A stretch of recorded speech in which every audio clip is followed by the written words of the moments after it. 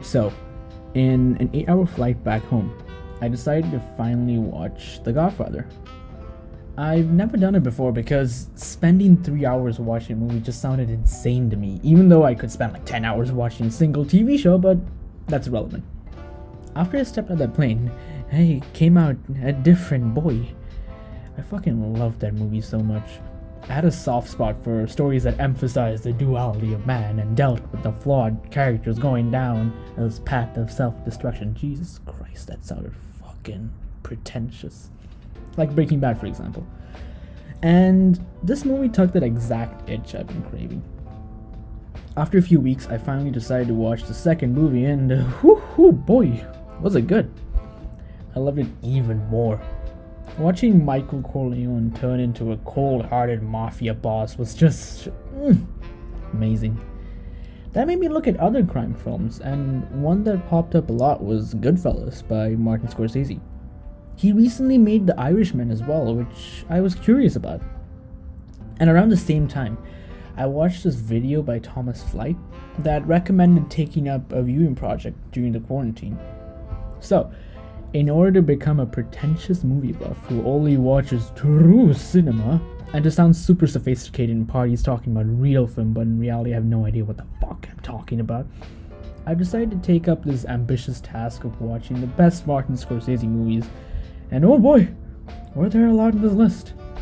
I realized there's something for everyone in these movies, and I'm sure you'll find something that you'll enjoy. Let's get into it. All right, okay. Thanks a lot, Lord. Thanks a lot for opening my eyes. We talk about penance, and you send us through the door. The Godfather movies were beautiful. They kind of romanticized the mafia. Sure, you'd see the brutality and ruthlessness of the crime lifestyle, but they made it so beautiful. A phrase I've heard a lot is that every scene in this movie could be a frame painting, again with the pretentiousness. Okay, I gotta stop talking about The Godfather. This movie, however,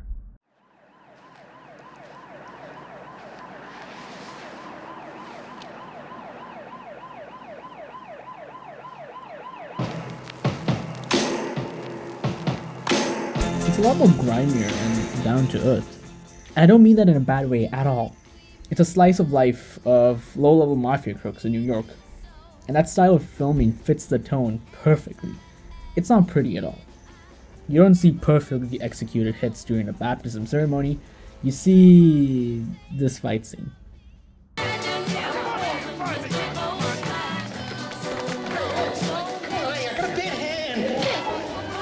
You get a glimpse of the crusty crime lifestyle through the main character Charlie, who's way too hung up about this goddamn restaurant.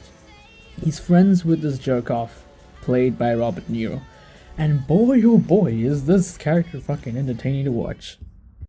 So who does that leave me to borrow money from but you?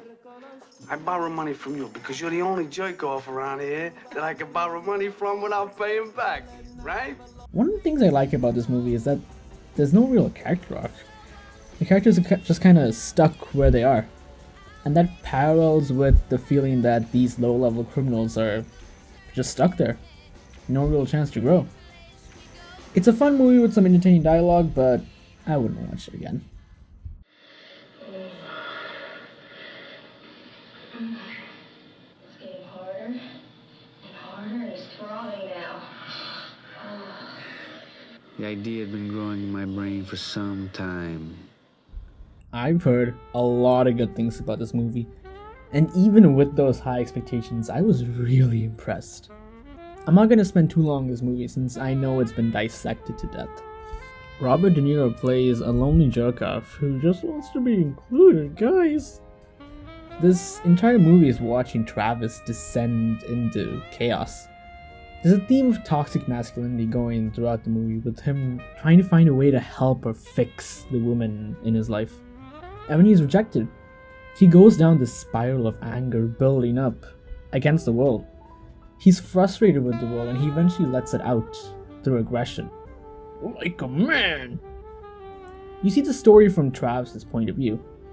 The movie doesn't make you exactly agree with whatever he does, but you do understand him. And you can even relate to him for a good chunk of the movie. And it's crazy, but you feel like anybody could go down this path. Not to the extreme like Travis, but the loneliness could drive any person insane.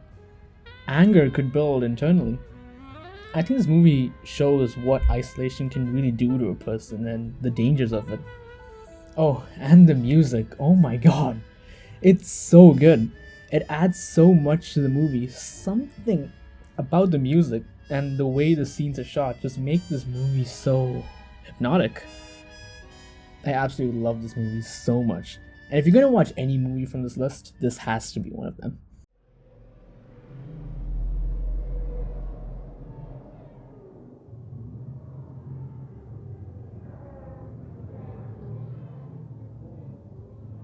Robert De Niro now plays a successful jerk-off.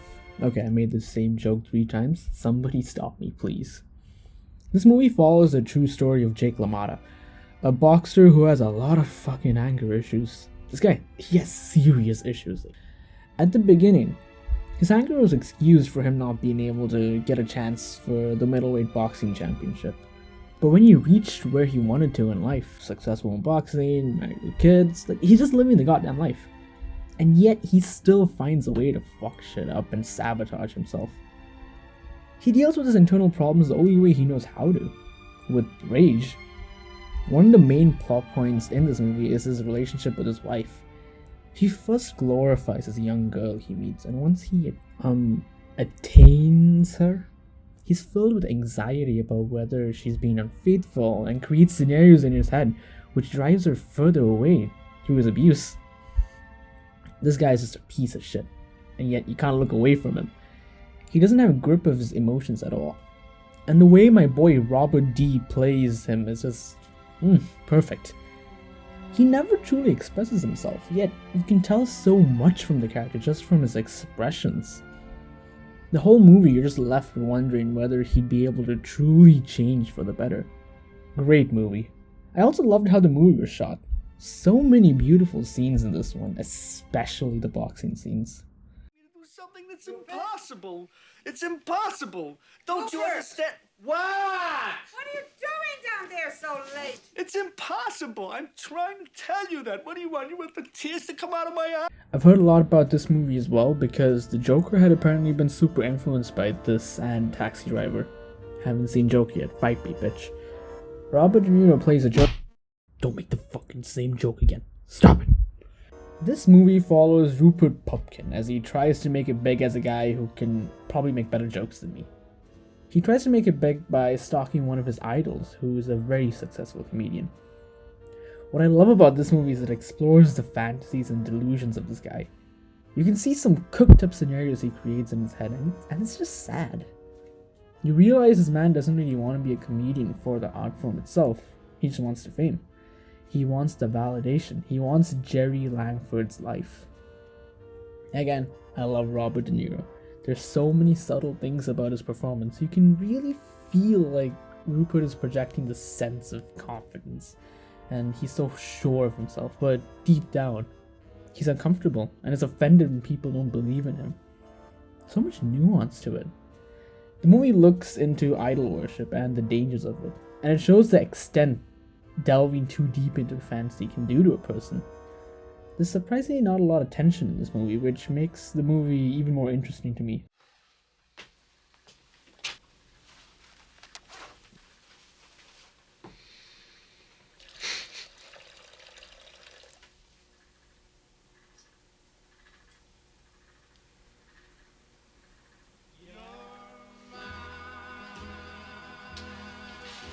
Holy fucking shit, this is a wacky movie. It's really different from Martin Scorsese's other movies. We follow Paul, who's in a boring desk job in front of a computer. And as a guy who's currently studying IT, this is the scariest part of the movie. This guy, who isn't Robert De Niro, I know, shocker, gets taken to another side of town in this crazy taxi ride. Like he's teleported to a whole nother world. And then we see this guy get into crazier and crazier situations as the movie goes on. He's eventually hunted by a mob at an ice cream truck. Don't even ask. I've read a lot of theories that this movie mirrors The Wizard of Oz, which completely flew above my head while I was watching it, but it really makes sense. It was a dark comedy and incredibly fun, I went into this movie with no expectations and was really surprised. I highly recommend it. I don't steal, I don't fight, I don't kill, not because I don't want to, but because I'm afraid. I want to rebel against you, against everything, against God, but I'm afraid. Oh boy, this is gonna be a controversial one. Most of Scorsese's movies deal with a flawed character, a human character. And in this movie, he takes one of the holiest people of all time and turns him human. Here we don't have Robert De Niro playing the role of Jesus, but we do have Willem Dafoe, and I'm not complaining at all. This is a fictional retelling of the story of Jesus. Unlike in the Bible where we see him just walk around and do a bunch of miracles, we kind of see the more human side of him. We see him struggle as a human with divinity itself. I've never seen that aspect ever, and it was so fascinating to watch, especially as a person with a Catholic background. I absolutely love this movie, and surprisingly, even though it has a lot of scenes that would offend Christians, I believe this movie doesn't really criticize religion. It really makes you think about religion though, which always leads to great discussions, right guys? I highly recommend this movie, whether you're religious or not. It's beautifully made and has one of the best ending scenes I've ever seen in any movie. As far back as I can remember, I always wanted to be a gangster.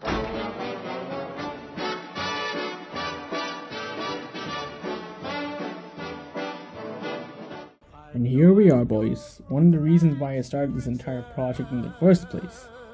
And boy, it did not disappoint at all. We followed a real life story of Henry Hill, a guy who was in the mafia. And side note, I did not know it was based on real life, even though it said it in the beginning. At the end of the movie, when they gave an update on what the characters were up to in the present day, I was shocked. Anyways. In the first act of the movie, we're given this romanticized version of the mafia. And we see this through Henry's perspective. We get a voiceover from him every now and then. We see him get seduced by the glamour of the crime life and just get fully immersed into it. He finally feels like he's a part of something. We see his wife, Karen, an outsider, also get seduced by this lifestyle. And then the smokes and mirrors are gone. We start to see the twisted and crusty side of the mafia, the betrayal, the clashing of fragile egos. We see Henry's life getting more and more complicated, and he's such a complex character, there's so many layers to him. It feels as though he knows what's happening isn't right, but at the same time, he doesn't care. He loves the lifestyle, he loves to be a wise guy, and his marriage gets crazier as the movie goes on. He goes and fucks some bimbos because that's what he wants to do. He's a wise guy, he does whatever he wants. And Tommy, oh my god, what a character. An absolutely chaotic person with the biggest ego on fucking earth. Joe Pesci plays him perfectly. Scorsese really does a good job of capturing it all. The desire for power, the lack of power, the way the editing gets crazier in the final act of the story is a great touch as well. You can really feel the paranoia. Can Henry really trust his friends in the mafia? The fact that the story is real still blows my mind. This movie was 2.5 hours long, which felt like an hour. I was on the edge of my seat the entire time. I absolutely love how he showed these flawed characters. We're just injected into these people's lives, and we can't help but keep looking. Well, I talked about movies for long enough. I feel like there really is something for everyone in this list, and I'm not even halfway through with it. I'm gonna watch a few more movies, so to the 12 people who are actually interested in my terribly crude and unoriginal thoughts, stay tuned for more.